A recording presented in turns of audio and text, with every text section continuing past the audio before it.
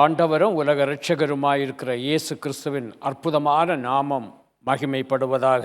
ஆண்டவராகிய இயேசு கிறிஸ்துவின் நாமத்தினாலே உங்கள் அனைவரையும் வாழ்த்தி நான் ஆசீர்வதிக்கிறேன்.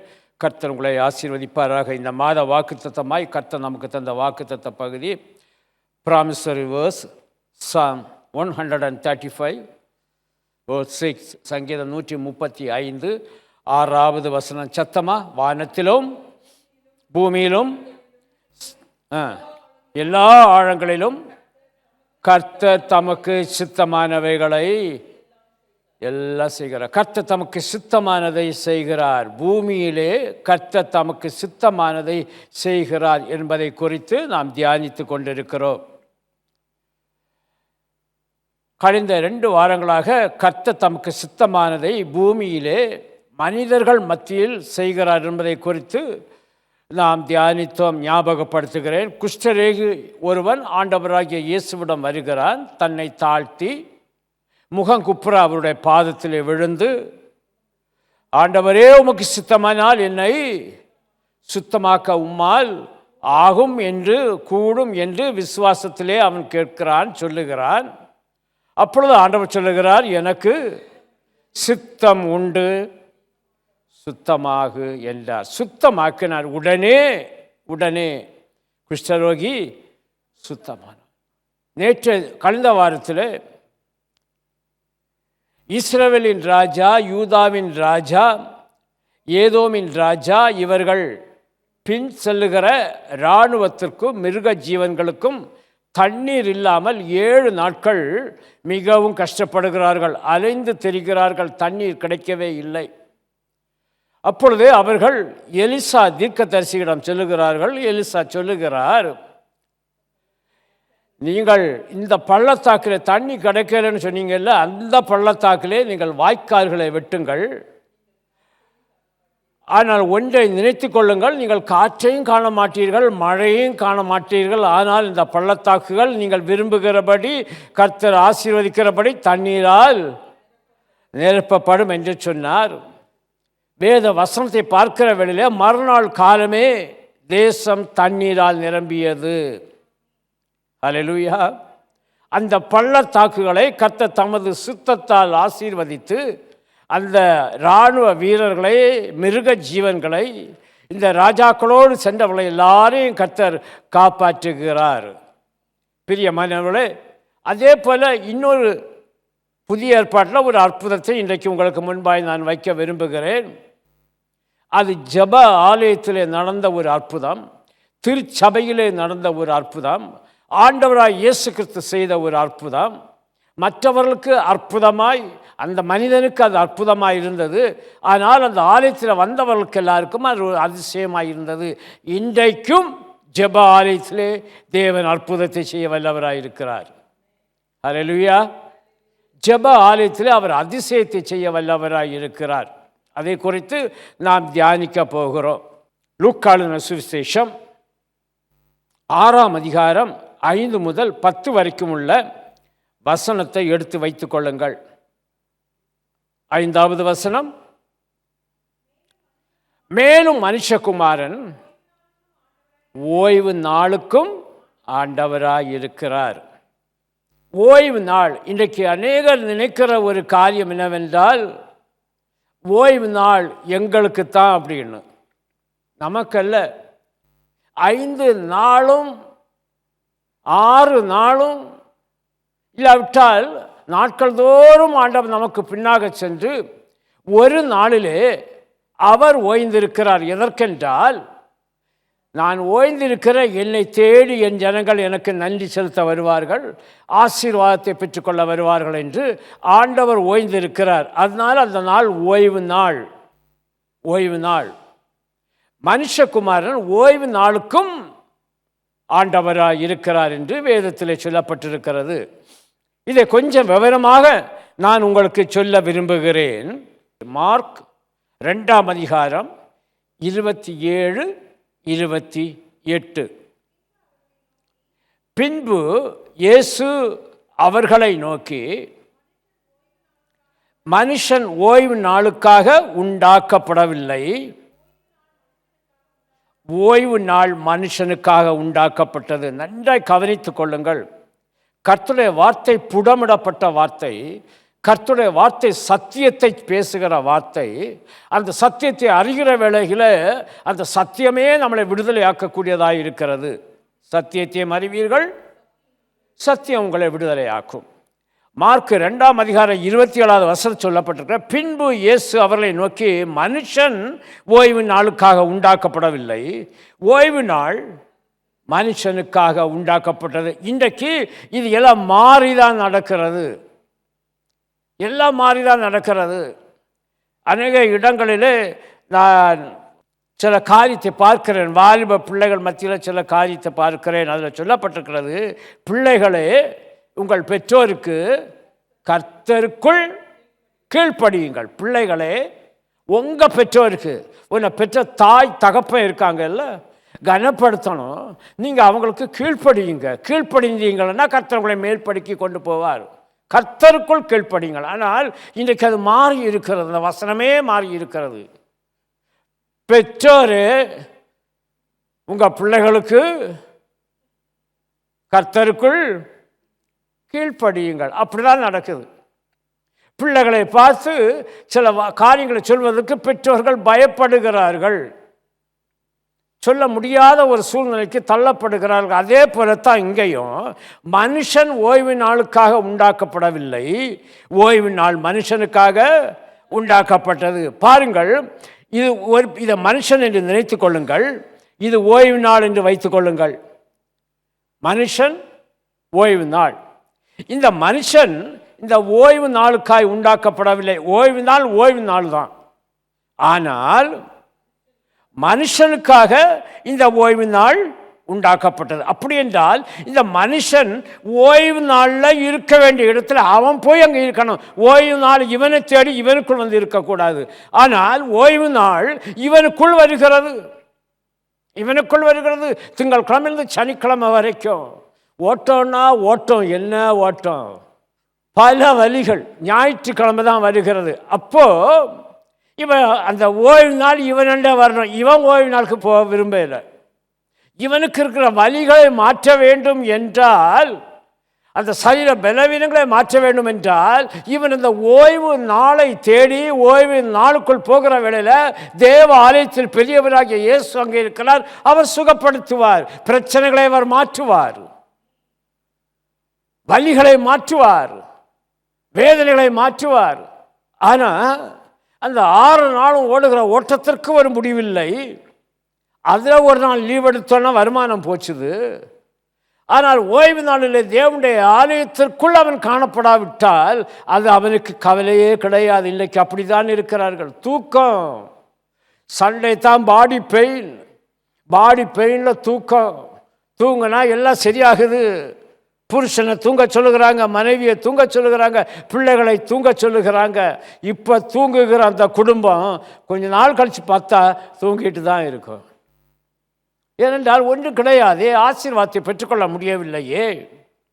அழகான ஒரு சரித்திரத்தை தேவன் நமக்கு தந்திருக்கிறார். லூக்கா 6ஆம் அதிகாரம் 5வது வசனத்தில், மனுஷகுமாரன் ஓய்வு நாளுக்கும் ஆண்டவராயிருக்கிறார்.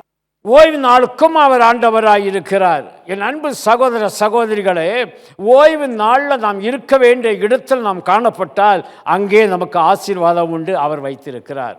என் பிள்ளைங்க என்னை தேடி வரும். ஓய்வு நாளில் தேவனுடைய ஆலயத்தில் என்னை தேடி வரும்.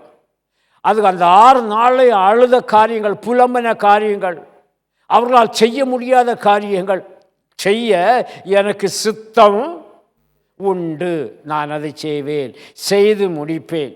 ஓய்வு நாள் மனுஷனுக்காக உண்டாக்கப்பட்டது. மனுஷன் ஓய்ந்திருக்க அல்ல, அவன் தேவனை தேடி வந்து ஆராதிக்க அந்த ஓய்வு நாளை பரிசுத்த நாள் என்று எண்ணி, மனமகிழ்ச்சி நாள் என்று எண்ணி, அப்படி எண்ணுவா என்றால் கடைசியில் முடிக்கப்பட்டிருக்கிறது, யாக்கோபின் சுதந்திரத்தால் உன்னை போஷிப்பேன். நீ எண்ணினா போதும், நீ எங்கே போவ. தேவ பயம் அற்றுப்போன ஒரு நாட்களாய் காலங்களாய் காணப்படுகிறது. வியாதி வந்து விட்டால் இன்றைக்கு ஈஸியாக சொல்லுகிறார்கள், அது வந்த வண்ணமாக போகும். வியாதி சரீரத்தை ஆட்கொண்டு விட்டால் அந்த வியாதி அது வந்த வண்ணமாக போகும். நான் போய் வியாதியை பிடிச்சி கொண்டு சரீரத்தில் போட இல்லையே, அது வந்த வண்ணமாய் போகும். எப்படி போகும்? ஆளோட போகும். யாரோட போகும்? அந்த ஆளோட ஆளை அது இழுத்துட்டே போகும். அப்படிப்பட்ட ஒரு நிலைமை. காலங்கள் கொடியதாக இருக்கிறது. பிரயோஜனப்படுத்திக் கொள்ளுங்கள், பிரயோஜனப்படுத்திக் கொள்ளுங்கள். இந்த ஓய்வு நாளில் லூக்கா சுவிசேஷம் 6ஆம் அதிகாரம் 6வது வசனத்தில் சொல்லப்பட்டிருக்கிறது, வேறொரு ஓய்வு நாளிலே இயேசு ஜெப ஆலயத்தில் பிரவேசித்தார். இயேசு தெய்வம், பிதாவின் சித்தத்தை நிறைவேற்ற வந்தவர். பிதாவின் சித்தம் எதுவோ அதை ஆண்டவராய் இயேசு கிறிஸ்து செய்தார். இயேசு கிறிஸ்துவின் சித்தம் எதுவோ அதை நாம் செய்கிற வேளையில் நாம் ஆசீர்வதிக்கப்படுவோம். ஆமென். இங்கே சொல்லப்பட்டிருக்கிறது, வேறொரு ஓய்வு நாளிலே அவர் ஜெப ஆலயத்தில் பிரவேசித்து உபதேசித்தார். கர்த்தருடைய வார்த்தை அங்கு பகிர்ந்து கொள்ளப்படுகிறது. உபதேசித்தார், உபதேசித்தார். பிரியமானவர்களே, தேவனுடைய ஆலயத்துக்கு வருகிற வேளையில நினைத்துக் கொள்ளுங்கள், நான் ஆராதிக்கிற இடத்திலே, நான் தேவனை தொழுது கொள்ளுகிற இடத்திலே, அந்த பரிசுத்த ஸ்தலத்திலே தேவன் இருக்கிறார். அவர் என்னை இரட்சிப்பார், அவர் என்னை காப்பாற்றுவார், காப்பாற்றுவார். எங்கெல்லாமோ போய் காப்பாற்றுவாங்கன்னு ஓடி அலைந்து திரிந்து ஒன்றுமில்லாமல் நிர்கதியாக நிற்கிற ஜனங்கள், ஒன்றுமில்லாமல் தேவனுடைய ஆலயத்துக்கு வந்து தேவனால் ஆசீர்வதிக்கப்பட்ட ஜனங்கள் இன்றைக்கும் காணப்படுகிறார்கள். தேவனுடைய அன்பை ருசித்தவர்கள், கர்த்தர் நல்லவர் என்பதை தேவனுடைய ஆலயத்தில் ருசித்து பார்த்த ஜனங்கள் இன்றைக்கு தேவனை தேடி வருகிறார்கள். ஓய்வு நாளாக வருகிறோம். இந்த மனிதனை பாருங்க, ஆண்டவர் தேவாலயத்தில் இருக்கிறாரு. அந்த தேவாலயத்தில் இருக்கிறவங்க எல்லாரும் நல்லவங்களாக தான் இருக்காங்க பார்க்குறதற்கு. அங்கே தேவனுடைய ஆலயத்தில் தேவன் இயேசு உபதேசித்தார் என்று சொல்லப்படுகிறது. அந்த உபதேசித்த அந்த கூட்டத்துக்குள்ளால சூம்பின வலது கை உடைய ஒரு மனுஷன் இருந்தார். அங்கே குருடர்கள் இல்லை, செவிடர்கள் இல்லை. ஒரே ஒரு மனிதன் ஊனமுற்றவனாய் காணப்படுகிறான். ஒரே ஒரு மனிதன், அதனுடைய வலது கை எப்படிப்பட்ட கையா இருக்கான்? சூம்பின, செயல் இழந்து போன கை, சூம்பினது, எதுவும் செய்ய முடியாது, தானாக அசைந்து கொண்டே இருக்கும். அவனாக அந்த வலது கையை தூர்க்க முடியாது, அந்த வலது கையினால் காரியத்தை செய்ய முடியாது. பலவீனமானவன். அவனுடைய பெயர் சூம்பன கை. அவனுக்கு ஒரு பெயரும் கிடையாது, சூம்பன கையுடைய மனிதன். சிலர் தேவாலயத்தில் வந்து அழுது கொண்டு இருப்பார்கள். இந்த காலத்தில் உள்ள சொல்கிறேன். தேவாலயத்தில் வந்து அழுது கண்ணீர் விட்டு ஜெபித்து கொண்டிருப்பார்கள். பார்க்குற மற்றவர்கள் என்ன நினைப்பார் தெரியுமா? பாரு, எப்போ பாரு அழுதுட்டுருக்கு. ஆனால் அந்த அழுகிற அந்த ஸ்திரீயாக இருந்தாலும் அந்த மனிதனாக இருந்தாலும் அவருடைய இருதயம் உடைக்கப்பட்டு அவர்கள் அழுகிறார்கள், இருதயம் நொறுக்கப்பட்டு அவர்கள் அழுகிறார்கள். காரணம், ஏதோ ஒரு ஆசீர்வாதத்துக்காக அழுகிறார்கள். ஆனால் கொஞ்ச நாளிலே அந்த ஆசீர்வாதத்தை பெற்று சாட்சியோடு அந்த சபையில எழுப்பி நிற்கிறார்கள். கண்ணீரோடு விதைக்கிறவர்கள் கம்பீரத்தோடு அறுப்பார்களாம். இங்கே சூம்பன வலதுகை உடைய ஒரு மனுஷன் இருக்கிறான். அந்த ஆலயத்துக்குள் யார் யார் இருக்கிறாங்கன்னு பார்த்தீங்கன்னா, லூக்கா 6:7, லூக் சாப்டர் 6 verse 7. அப்பொழுது வேத பாரகரும் பரிசேயரும், யாரெல்லாம் அந்த ஆலயத்தில் இருக்காங்க? தேவாலயத்தில் வேத பாரகர், பரிசேயர், ரெண்டு குரூப் அங்கே இருக்குது. வேத பாரகர், பரிசேயர். அந்த ஆலயத்தில் பார்க்கிற வேளையில் எப்போவுமே ஆலயத்தில் ஒரு 2-3 குரூப் இருக்கத்தான் செய்யும். குற்றம் கண்டுபிடிக்க ஒரு குரூப்பு, ஆசீர்வாதத்தை பெற்றுக்கொள்ள வேண்டும் என்று ஒரு குரூப்பு, வேடிக்கை பார்ப்பதற்கு ஒரு குரூப்பு. இப்படி 2-3 குரூப் ஆலயத்தில் இருக்கத்தான் செய்யும். இங்கே ஆண்டவரிடத்தில் குற்றம் கண்டுபிடிக்கும்படி, என்ன குற்றம்? ஓய்வு நாளில் சொஸ்தமாக்குவாரோ என்று அவர் மேல் நோக்கமாயிருந்தார்கள். ஆனால் இந்த சூம்பின கையுடைய வலது கையுடைய இந்த மனிதனை பார்க்கிற வேளையில் நான் நினைக்கிறேன், இவன் தொடர்ச்சியாக அந்த ஆலயத்துக்குள் வந்திருப்பான்.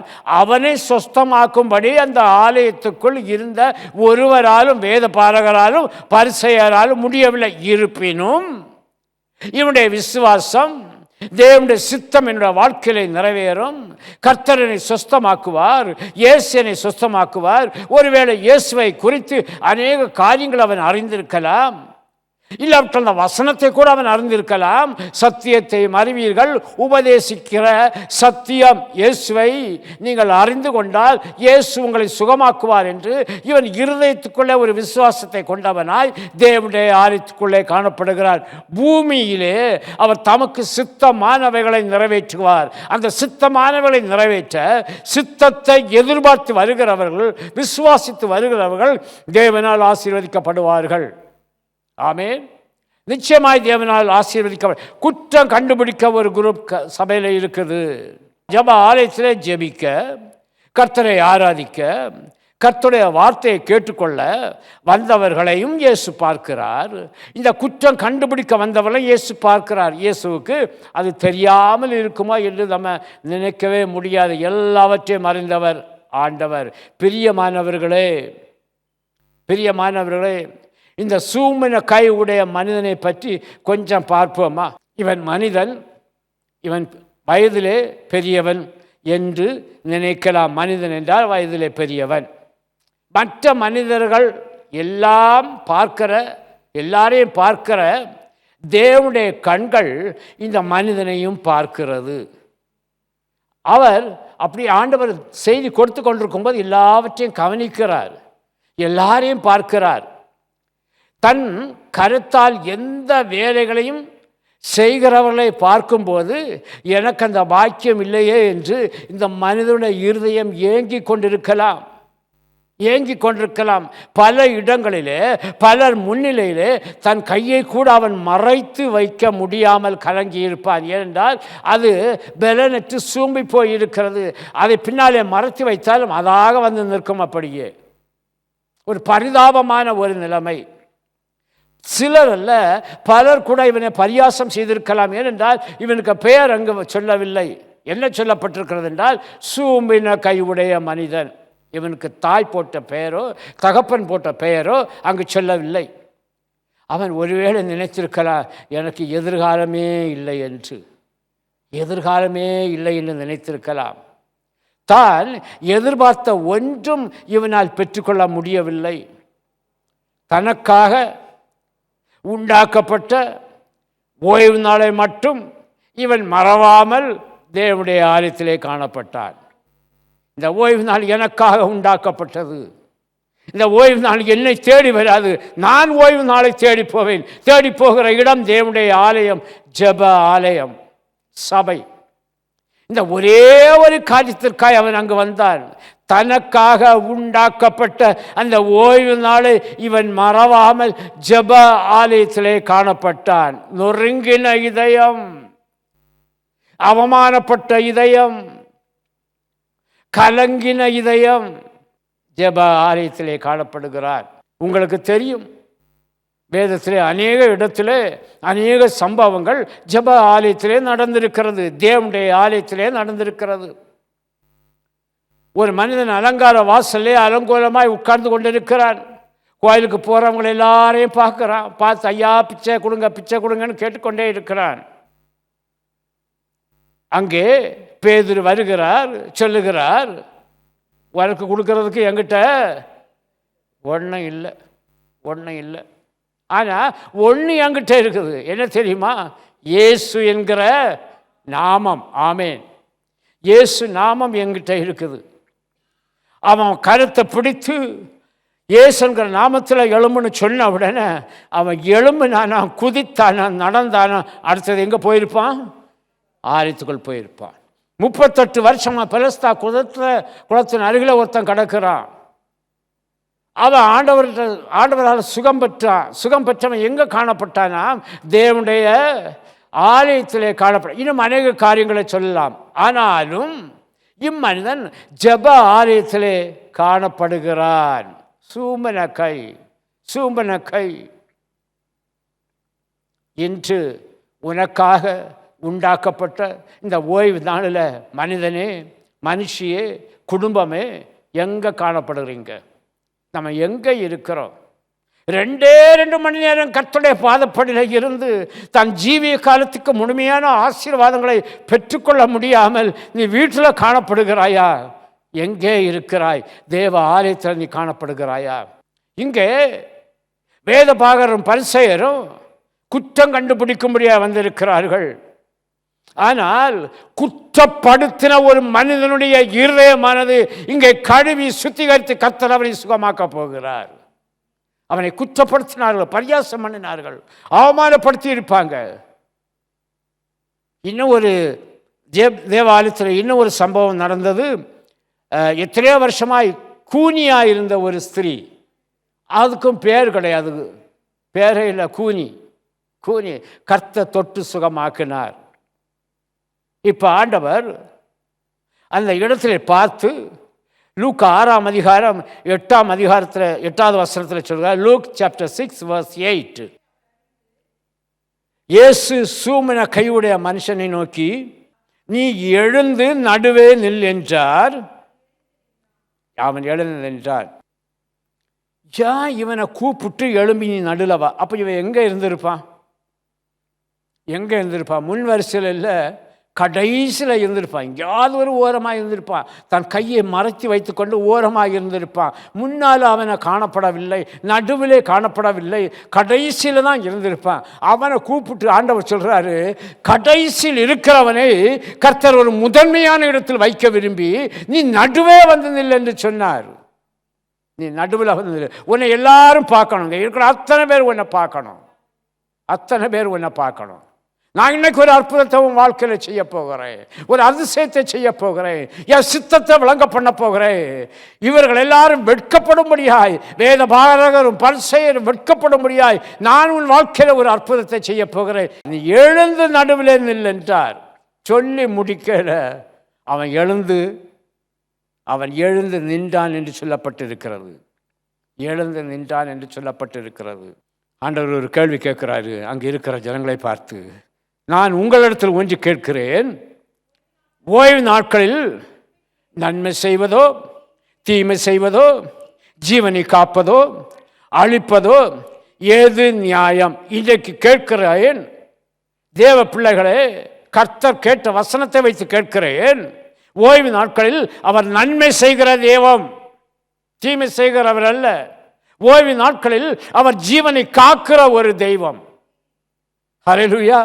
நீ ஓய்வு நாளிலே தேவனுடைய சமூகத்து முன்பாய் காணப்படுவாய் என்றால் கர்த்தர் உனக்கு நன்மை செய்ய முடியாய்த்தான் ஓய்வு நாளிலே திருச்சபைக்குள்ளே தேவன் வந்திருக்கிறார். ஜெப ஆலயத்தில் அவர் வந்திருக்கிறார், தேவ ஆலயத்தில் அவர் வந்திருக்கிறார். ஓய்வு நாட்களிலே உன் ஜீவனை காக்கும்படியாய். ஏனென்றால் அடுத்த நிமிடம் என்ன நடக்கும் என்று உனக்கு தெரியாது. அடுத்த நிமிடம் நடக்க வேண்டியதை அவர் அப்புறப்படுத்தி உன் ஜீவனை காக்கும்படியாய் வந்திருக்கிறார். இதுதான் ஆண்டவருடைய பிரசன்னம் இருக்கிற இடம், ஆண்டோட மகிமை நிறைந்த இடம். கேட்கிறார் அவர்கள் எல்லாரையும். 10வது வசனம் verse 10. அவர்கள் எல்லாரையும் சுற்றி பார்த்து இந்த எல்லாரையும் பார்க்கிறார். கர்த்தருடைய கண்கள் பூமி எங்கும் உலாவிக் கொண்டிருக்கிறது. எல்லாரையும் பார்க்கிறார். அந்த மனுஷனை நோக்கி உன் கையை நீட்டு என்றார். அவர்கள் எல்லாரையும் சுற்றி பார்த்து அந்த மனுஷனை நோக்கி உன் கையை நீட்டு என்றார். அப்படியே அவன் தன் கையை நீட்டினான். இந்த கையை எங்கே நீட்டியிருப்பான்? எங்கே நீட்டியிருப்பான்? ஆண்டவருக்கு முன்பாக அவன் தன் கையை நீட்டியிருப்பான். ஆமேன். நீ எழுந்து நடுவில் வந்து நில்லுன்னு சொல்லியாச்சு, நின்றுட்டான். இப்போ சொல்கிறாரு உன் கையை நீட்டுன்னு.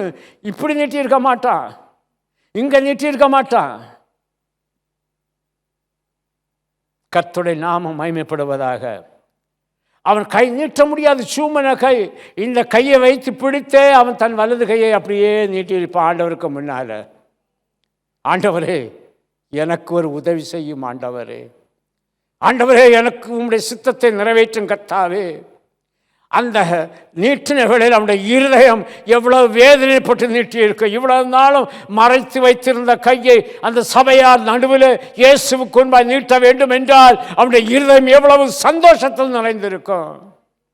அவர் சொல்ல ஆகும், அவர் சொல்ல ஆகும், அவர் கட்டளையிட நிற்கும். அடுத்த வார்த்தை, அவன் தன் கையை நீட்டினான், உடனே கர்த்தருடைய நாம. நான் அந்த வார்த்தை எந்த இடத்துல இந்த வார்த்தையை பார்த்தாலும் நான் ஆண்டவருக்கு நன்றி செலுத்துவேன். என்றால் 6 மாதம் கழித்து அவன் கை மறுகை போல் சுத்தமாய், அப்படி இல்லை, உடனே உடனே அவன் கை மறு கையை போல சொஸ்தமாயிற்று, சொஸ்தமாயிற்று. எவ்வளவு ஒரு மேன்மையான காரியங்களை கணப்பொழுதில் அவர் தம்முடைய சித்தத்தின் மூலமாய் ஒரு சாதாரண ஒரு மனிதனுக்கு, சூம்பின கையுடைய ஒரு மனிதனுக்கு நிறைவேற்றினார் என்றால், தேவனுடைய ஆலயத்தில் தேவனை பார்க்க முடியாது, இயேசுவை பார்க்க முடியாது, நம்முடைய வாழ்க்கையிலும் அந்த அற்புதம் உடனே நடக்கும்படியாய் கர்த்தர் கிரியை செய்ய வல்லவராய் இருக்கிறார். மேன்மையானது. சபைக்குள்ளே வருகிற வேளையில் வேதனையோடு வந்திருப்பான். ஆராதனை முடிந்து வெளியே போகிற வேளையில் எவ்வளவு குதூகலமாய் போயிருப்பான். அவன் கை அசைக்க முடியாதிருந்த கை இன்னைக்கு மறு கையை போல சொஸ்தமாயிற்று. அவன் கையை அசைத்து கையை வீசி தனக்கு தெரிந்தவிடத்தெல்லாம் கொண்டு காட்டியிருப்பானே.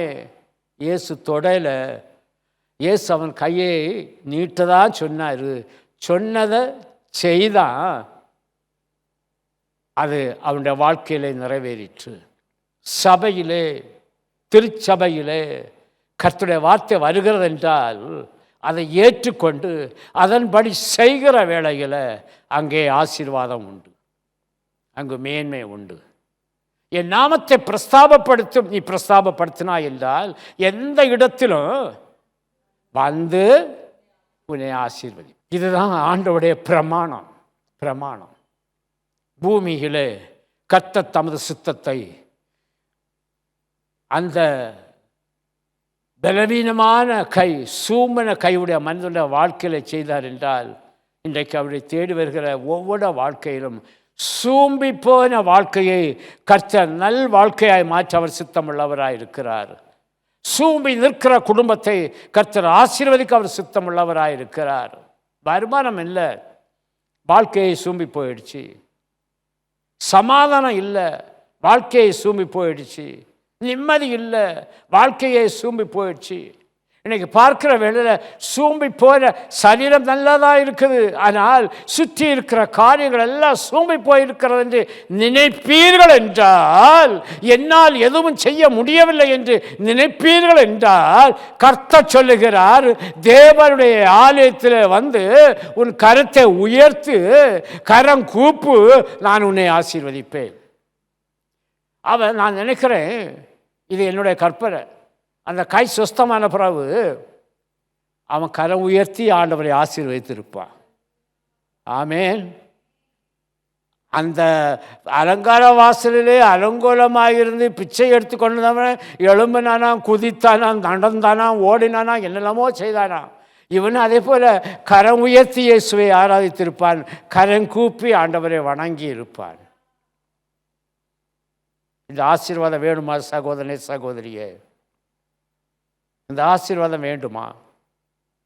வேதம் சொல்லுகிறது, கர்த்தருடைய வார்த்தை சொல்லுகிறது, மனுஷனே, நீ ஓய்வு நாளுக்காக உண்டாக்கப்படவில்லை, ஓய்வு நாள் உனக்காக உண்டாக்கப்பட்டது. ஓய்வு நாள் உனக்காக உண்டாக்கப்பட்டது. ஓய்வு நாளில் நீ எங்கேயும் செல்லாத பின்னொரு நாள் நீ ஆண்டவரை தேடி வருகிற வேளையில், ஓடி வருகிற வேளையில், ஐயோ என்று கதறுகிற வேளையில் ஒரு வார்த்தை, நான் உங்களை அறியேன், நான் உங்களை அறியேன். எவ்வளோ வேதனையான ஒரு வார்த்தை, பரிதாபமான ஒரு வார்த்தை. ஆனால் ஓய்வு நாளை நம்பி இருப்பாய் என்றால், அந்த பரிசுத்த நாளில், ஓய்வு நாளில், மனமகிழ்ச்சி நாளில், யாக்கோபின் சுதந்திரத்தால் உன்னை ஆசீர்வதிக்க அவர் சித்தமுள்ளவராக இருக்கிறார். நீ வெறுமையாய் காணப்பட்டாலும் ஆலயத்தில் வந்து தேவனை ஆராதித்து நீ கடந்து செல்கிற வேளையில் நீ ஒரு நிரப்பப்பட்ட ஒரு பாத்திரமாய் கர்த்தர் உன்னை ஆசீர்வதிப்பார். எத்தனையோ பேரை ஆசீர்வதித்திருக்கிறார், எத்தனையோ பேரை ஆசீர்வதித்திருக்கிறார், எத்தனையோ காரியங்களை தேவன் செய்திருக்கிறார். இன்றைக்கு ஆண்டவரை நோக்கி வாருங்க, ஆண்டவரை தேடி வாருங்க, தேவனுடைய ஆலயத்தில் வாங்க, தேவன் உங்களை ஆசீர்வதிக்க அவர் சுத்தமுள்ளவராக இருக்கிறார். ஏசாயா 56 அதிகாரம் 7வது வசனத்தில் சொல்லப்பட்டிருக்கிறது. Isaiah chapter 56 verse 7. நான் என் பரிசுத்த பர்வதத்துக்கு கொண்டு வந்து என் ஜெப வீட்டிலே அவர்களை மகிழ பண்ணுவேன். போதும், என் ஜெப வீட்டிலே அவர்களை மகிழ பண்ணுவேன். இங்கே மகிழ்ச்சி ஆக்கணும்னா அவன் வீடு துக்கமாய் நிறைந்திருக்கிறது, அவன் வாழ்க்கை துக்கமாக இருக்கிறது, அவன் நிலைமை துக்கமாக இருக்கிறது, மகிழ்ச்சி கிடையாது. அவன் குடும்பம் துக்கமாக இருக்கிறது, அவன் வேலை துக்கமாக இருக்கிறது, எல்லாமே துக்கமாக இருக்கிறது. துக்கம் சந்தோஷமாய் மாறும் என்று சொல்லப்பட்டிருக்கிறது. எங்கே மாறுமாம்? என் ஜெப வீட்டிலே அவர்களை மகிழ பண்ணுவேன். கடைசியில் ஒரு லைன் இருக்கு பாருங்க, என்னுடைய வீடு சகல ஜனங்களுக்கும் ஜெப வீடு எனப்படும். சகல ஜனங்களுக்கும் ஜெப வீடு, சகல ஜனங்களுக்கும் ஜெப வீடு, குறிப்பிட்டவர்களுக்கு மட்டுமல்ல, எல்லாருக்கும் ஜெப வீடு. அந்த ஜெப வீட்டிலே, அந்த ஜெப ஆலயத்திலே, அந்த தேவனுடைய ஆலயத்திலே, அந்த பரிசுத்த ஸ்தலத்திலே நான் நிற்பேனானால் கர்த்தர் என்னை மகிழ பண்ணுவார், கர்த்தர் என்னை ஆசீர்வதிப்பார், கர்த்தர் என்னை உயர்த்துவார், கர்த்தர் என்னை மேன்மைப்படுத்த. நான் சொல்லுகிறேன், இன்னைக்கு இருக்கிற நிலைமையை பார்க்காதுங்க, இதே இடத்துக்கு வாங்க, இதே இடத்துல தேவனை ஆராதிங்க, இதே இடத்துல தேவன் இருக்கிறார் என்று விசுவாசிங்க, நீங்கள் நிச்சயமாய் ஆசீர்வதிக்கப்படுவீர்கள். ஹல்லேலூயா. பூமியிலே கர்த்தர் தமது சித்தத்தை நிறைவேற்ற வல்லவராய் இருக்கிறார். ஆமேன், ஆமேன். நாம் எல்லாரும் எழுந்து நின்று ஒரு விசை ஆண்டவரை நோக்கி பார்ப்போமா? தலைக்கு மேலே வந்துடுச்சு, நான் என்ன செய்வேன்னு தெரியல. ஒரு முடிவை தேடி ஓடிக்கொண்டிருக்கலாம். ஆனால் ஜெப ஆலயத்தில், தேவனுடைய ஆலயத்துக்கு நீ வரும்போது கர்த்தர் அந்த முடிவை மாற்றி ஒரு ஆரம்ப வாழ்க்கை அவர் கொடுக்க சித்தமுள்ளவராய் இருக்கிறார். சித்தமுள்ளவராக தேனாமம் வருத்தப்பட்டு பாரம் சுமக்கிறேன் என்று நீ சொல்வாய் என்றால் அவரே சொல்லியிருக்கிறாரு, வருத்தப்பட்டு பாரம் சுமக்கிறவளை நீங்கள் எல்லாரும் என்னிடத்தில் வாருங்கள், நான் உங்களுக்கு இளைப்பாறுதல் தருவேன், ஜெப வீட்டில் உன்னை மகிழ பண்ணுவேன். எந்த துக்கமாக இருந்தாலும், எந்த வேதனையாக இருந்தாலும் உன் கையை நீட்டு, உன் கையை கர்த்தருடைய சமூகத்துக்கு முன்பாய் நீட்டு, உன் கையை உயர்த்து, நீ கரங்கூப்பு, நீ சொஸ்தமாவாய், நீ சுகமாவாய். என்னுடைய வீடு ஒருவருக்கு 2 பேருக்கல்ல, சகல ஜனங்களுக்கு ஜெப வீடு. இத்தனை ஆண்டு காலமாய் கதறிக்கொண்டிருக்கிறேனே, என் கதறலுக்கு ஒரு முடிவு இல்லையா? முடிவு உண்டு, நிச்சயமாகவே முடிவு உண்டு. உன் நம்பிக்கை வீண் போகாது. நீ தேவனுடைய ஆலயத்தில் காணப்படுவாய் என்றால் முடிவு உண்டு, முடிவு உண்டு, முடிவு உண்டு. யாரிடம் போவேன்? இவர்கள் என்னை காப்பாற்றலாம், அவர்கள் என்னை காப்பாற்றுவார்கள். அவர்களுக்கும் இதே நிலைமைதான், அவர்களால் உன்னை காப்பாற்ற முடியாது. ஆனால் உன்னை உண்டாக்கின தேவன் அவர் தூங்கவும் இல்லை, அவர் உறங்கவும் இல்லை, அவர் உன்னை பார்த்து கொண்டிருக்கிறார், உனக்கு நிழலாயும் இருந்திருக்கிறார். எப்பயாவது நீ வருவாய் என்று உன் மேல் வாஞ்சை உள்ளவராய் காணப்படுகிறார். எனக்கு வயசாச்சு, கோயிலுக்கு போக முடியலை அப்படி நீ தீர்மானித்தாய் என்றால் அது உன் தீர்மானம். எனக்கு வயதானாலும் எப்படியானும் நான் ஆண்டவருடைய சமூகத்துக்கு முன்பாய் நின்று ஆராதிப்பேன், நின்று துதிப்பேன், நின்று அவருடைய நாமத்தை மகிமைப்படுத்துவேன், சத்தியத்தை நான் கேட்பேன்.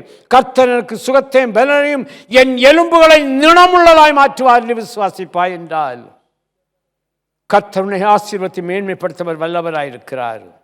எதிர்கால வாழ்வே இல்லை என்று அவன் நினைத்திருந்தாலும், எதிர்பார்த்த ஒன்றும் இல்லை என்று அவன் நினைத்திருந்தாலும், தன் வாழ்க்கையில் இதெல்லாம் நடக்கக்கூடுமா என்று மற்றவர்களை பார்த்து அவன் நினைத்து துக்கப்பட்டாலும் கூட, தனக்காக உண்டாக்கப்பட்ட அந்த ஓய்வு நாளை இம்மனிதன் மறவாமல், எவ்வளவு பரியாசம் வந்தாலும், அவமானம் வந்தாலும், நிந்தை வந்தாலும், கண்ணீர் வடிக்க வேண்டிய சூழ்நிலை வந்தாலும், நான் ஜெப ஆலயத்திலே காணப்படுவேன் என்று தீர்மானித்தான். அந்த தீர்மானம் அவனுக்கு ஒரு ஆசீர்வாதத்தை கொண்டு வந்தது.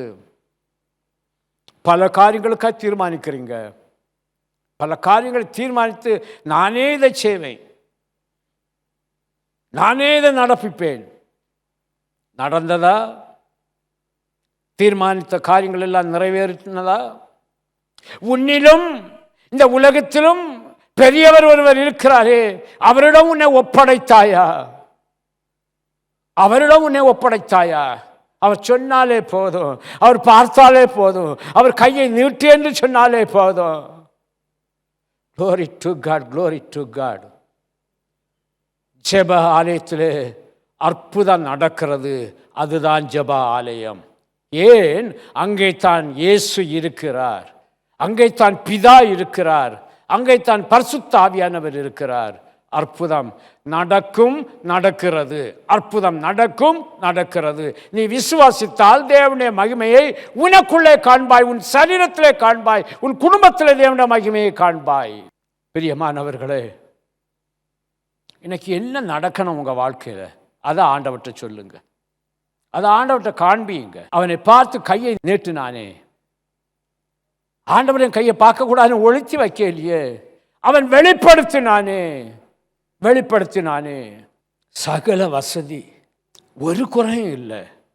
ஆனால் குறை உள்ளவனாய் வீட்டில் இருக்கிறாயே, குறை உள்ளவனாய் வீட்டில் இருக்கிறாயே. கர்த்தர் உன்னை பார்த்து தான் சொல்லுகிறார், உன்னை பார்த்து தான் பேசுகிறார். இந்த தேவ செய்தியை கேட்க போகிற, கேட்டுக்கொண்டிருக்கிற ஒவ்வொருவரையும் கர்த்தர் ஆசீர்வதியும். கர்த்தாவே, என்னால் இந்த காரியம் செய்ய முடியலை, நான் பலவீனமாக இருக்கிறேன், சுகவீனமாக இருக்கிறேன், என்கிட்ட அதுக்குரிய பாக்கியம் கிடையாது, நன்மை கிடையாது, எதுவும் கிடையாது. மற்றவர்களே பார்த்து பரியாசம் பண்ணுறாங்க. சிலர் என்னிடம் வந்து எதோ சொல்லுறாங்க. எனக்கு ஒரு வாழ்வே இல்லை என்று கலங்கி கொண்டிருக்கிற சகோதரனை, சகோதரியே, இருதயம் உடைக்கப்பட்டு, இருதயம் குத்தப்பட்டு, அந்த காயங்களை கட்ட முடியாமல் கதறிக்கொண்டிருக்கிற சகோதரனை, சகோதரியே, கர்த்தர் சொல்லுகிறார், ஓய்வு நாள் உனக்காக உண்டாக்கப்பட்டது. உன்னை சொஸ்தமாக்குவேன், உன்னை விடுதலையாக்குவேன், உன் பாவங்களை கழுவி உன்னை பரிசுத்தப்படுத்துவேன். ஓய்வு நாளிலே நீ வந்தாயனால், எனக்கு முன்பாய் நின்றாயனால், நான் உன்னை ஆசீர்வதிக்கவே ஆசீர்வதித்து உன்னை பெருகவே பெருக பண்ணுவேன் என்று கர்த்தர் சொல்லுகிறார். காலம் கடத்தாத, நாட்களை கடத்தாத, கர்த்தர் அழைக்கிறார். மனுஷன் ஓய்வு நாளுக்காக உண்டாக்கப்படவில்லை, ஓய்வு நாள் மனுஷனுக்காக உண்டாக்கப்பட்டது. ஓய்வு நாளில் நீ ஓய்ந்திருக்காதே, தேவனுடைய ஆலயத்துக்கு வா. உன் வாழ்க்கையானது மற்றவர்களை காட்டிலும் மேன்மையான வாழ்க்கையை மாற்ற தேவன் சித்தம் கொண்டிருக்கிறார். நீ விரும்பினவைகளை உன் மன விருப்பத்தின்படி அவர் உனக்கு தந்தருளுவார். நெடுங்காலமாய் சில காரியங்களுக்கு காத்து கொண்டிருக்கிறாயே, இருதயம் உடைந்தவனாய் காணப்படுகிறாயே, கர்த்தர் சொல்லுகிறார், என்னிடம் வந்தால் இழைக்கப்படும் அந்த இருதயம் திடப்படும், வெல்லப்படும், மகிழ்ச்சியாகும், சந்தோஷப்படும். கர்த்தர் அழைக்கிறார், இயேசு அழைக்கிறார். ஐயோ, நான் இத்தனை ஆண்டு காலமாய் தேவனுடைய ஆலயத்துக்கு செல்லாமல் நான் வெறுமையாக இருந்து விட்டேனே. அந்த இருக்கிற இடத்துல ஆண்டவரிடத்தில் உன்னை ஒப்புக்கொடு. உடனே தேவனுடைய ஆலயத்திற்கு வா. தேவனுடைய ஆலயத்தில் இருந்த வேளையில் எல்லாம் நான் ஆசீர்வதிக்கப்பட்டேனே. ஆலயத்துக்குள்ளே போகும்போதெல்லாம் தேவனை ஆசீர்வதித்தாரே. இன்னைக்கு நான் தேவனுடைய ஆலயம் என்று சொல்லப்படுகிற அந்த பரிசுத்த ஸ்தலத்தில் இல்லையே, இருந்ததெல்லாம் இழந்து கொண்டிருக்கிறேனே. சமாதானம் இல்லையே, சந்தோஷம் இல்லையே, குடும்பத்தில் அமைதி இல்லையே. எங்கு போவ? எங்கேயும் போகாத. நீ போயிட்டு இருந்த அதே இடத்துல வந்து நெல்லு. கர்த்தர் உன்னை ஆசீர்வதிப்பார். உனக்காக ஜெபிக்க, உன்னை இன்னும் உற்சாகப்படுத்த, கர்த்தருடைய வசனத்தை நீ அப்பமாய் புசிக்க உனக்கென்று கர்த்தர் ஒரு ஊழியக்காரனை வைத்திருக்கிறார். மறவாதே, மறவாதே. அவர் யாரையும் தள்ளி விடுகிற தேவன் அல்ல, யாரையும் ஒதுக்குகிற தேவன் அல்ல. மார்போடு அணைக்கிற தேவன், மார்போடு அணைக்கிற தேவன். கர்த்தருனை ஆசீர்வதிக்க விரும்புகிறார். சகோதரனை ஒப்புக்கொடு, ஒப்புக்கொடு. 6வது மாதம் முடிய போகிறது. காலமும் உலகமும் ஒரு முடிவை தேடிக்கொண்டு சென்று கொண்டிருக்கிறது. உன்னை முழுமையாய் ஒப்புக்கொடு. ஒப்பு கொடுத்தாய் என்றால் பரலோகம் உனக்காக திறக்கும்.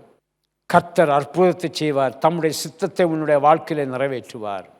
அவருக்கு சித்தம் உண்டு, சித்தம் உண்டு, சித்தம் உண்டு,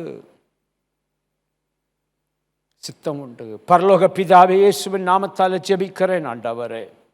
எத்தனையோ ஆண்டு காலமாக இந்த தேவனுடைய ஆலயத்தில் ஒரு சூம்பின கையோடு தகப்பனே, தனக்கு தேவன் தந்த அந்த ஓய்வு நாளை மறவாமல் ஜெப ஆலயத்தில் காணப்பட்ட அந்த மனிதனை கர்த்தர் ஆசீர்வதித்தீரே ஆண்டவரே. அதே போல இன்றைக்கும் கர்த்தாவே ஆண்டவரே, பாதையிலிருந்து விலகி சென்று கொண்டிருந்த, பாதையிலிருந்து விலகி சென்று கொண்டிருந்த, ஆலயத்திலிருந்து விலகி சென்று கொண்டிருந்த, எல்லா காரியத்திலிருந்தும் விலகி ஆண்டவரே ஒதுங்கி நிற்கிற, இனி என்னால் முடியாது, இது என் வாழ்க்கையில் நடக்காது, எல்லாவற்றையும் நான் இழந்து நிற்கிறேன் என்று சொல்லுகிற ஒவ்வொருவரையும் கர்த்தர் நினைத்தருளும்படியாக ஜெபிக்கிறேன். மனுஷகுமாரன் ஓய்வு நாளுக்கும் ஆண்டவராய் இருக்கிறபடினால அந்த ஓய்வு நாள் மனுஷனுக்காய் உண்டாக்கப்பட்டது போல, அந்த ஓய்வு நாளிலே அற்புதம் செய்தது போல ஆண்டவர் உம்முடைய பிள்ளைகள் உம்மை தேடி வருகிற வேளையில் தன் குடும்பத்திற்காய், தன் மனைவிக்காய், தன் புருஷனுக்காய், தன் பிள்ளைகளுக்காய், தன் பெற்றோருக்காய் உம்மை தேடி வருகிற வேளையில் எந்த இடத்துல அவர்கள் நின்று என்று ஆசீர்வாதத்தை பெற்றார்களோ அதே போல கர்த்தாவே அந்த இடத்தில் வந்து நின்று நல்ல ஆசீர்வாதங்களை சுதந்திரத்துக் கொள்ள ஒவ்வொருவரையும் தகுதிப்படுத்தும் ஆண்டவரே, தகுதிப்படுத்தும் ஆண்டவரே.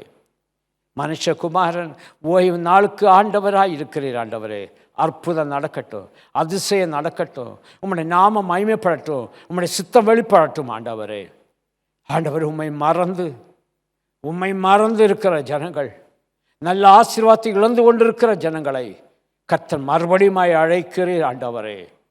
வெகு தூரம், தொலைதூரம் போய்விட்டேன், என் வாழ்க்கை இப்படி ஆகிவிட்டது, அப்படி ஆவதற்கு முன்பாகவே உம்மை தேடி வந்திருந்தால் கர்த்தனை ஆசீர்வதித்திருப்பார்னு சொல்லியிருப்பாங்களே ஆண்டவரே. இப்பொழுதும் மனதுருகி உம்மை தேடி பார்க்கிற, ஓடி வருகிற கர்த்தரை கண்டு அடையத்தக்க சமயத்தில் அவரை தேடுங்கள். அவர் சமீபமாயிருக்கிறீர் ஆண்டவரே. தூரத்தில் இருக்கிறவர்களும் கூட சமீபமாய் வந்து உம்முடைய நாமத்தை மகிமைப்படுத்த கிருபை தாரும். ஆசீர்வதிங்க ஆண்டவரே. இந்த தேவ செய்தியின் மூலமாய் அநேகரை உன் பக்கம் இழுத்துக்கொள்கிறீர், அதற்காய் ஸ்தோத்திரம். இது ஒரு எச்சரிப்பின் செய்தியாக இருந்தாலும் ஒரு ஆசீர்வாதத்தின் செய்தியாய் உடைய பிள்ளைகள் எடுத்துக்கொண்டு தேவாலயத்திலே காணப்பட தேவரின் இறங்கும் ஆசீர்வதியும் பொறுப்படுத்திக் கொள்ளும் பெரிய காரியங்களை செய்யும். இந்த தேசத்துக்கு வந்திருக்கிறோம், அந்நிய தேசத்தில் நான் உன்னை ஆசீர்வதித்து உன்னை பெருக பண்ணுவேன் என்று சொன்னீரே. அந்த வார்த்தையை நிறைவேற்றும் உடைய நாமத்தை மகிமைப்படுத்தும் பெரிய காரியங்களை செய்யும். இயேசுவின் நாமத்தில் பிதாவே, ஆமேன், ஆமேன். இருதயத்தின் மீது கருத்தை வைத்து சத்தமாக சொல்லுவோமா? ஆத்துமாவே கர்த்தரை ஸ்தோத்தரி, என் முழு உள்ளமே அப்படி பரிசுத்த நாமத்தை ஸ்தோத்தரி. என் ஆத்துமாவே கர்த்தரை ஸ்தோத்தரி, கர்த்தர் செய்த சகல உபகாரங்களை மறவாதே. ஆமேன். நம்முடைய கர்த்தராகிய இயேசு கிறிஸ்துவின் கிருபையும் பிதாவாகிய தேவனுடைய அன்பும் பரிசுத்தாவியனுடைய ஐக்கியமும் இன்றும் என்றும் சதா காலங்களிலும் உங்கள் அனைவரோடும் கூட இருப்பதாக. ஆமேன், ஆமேன். கர்த்தர் உங்கள் ஒவ்வொருவரையும் ஆசீர்வதிப்பாராக. ஆமேன், ஆமேன்.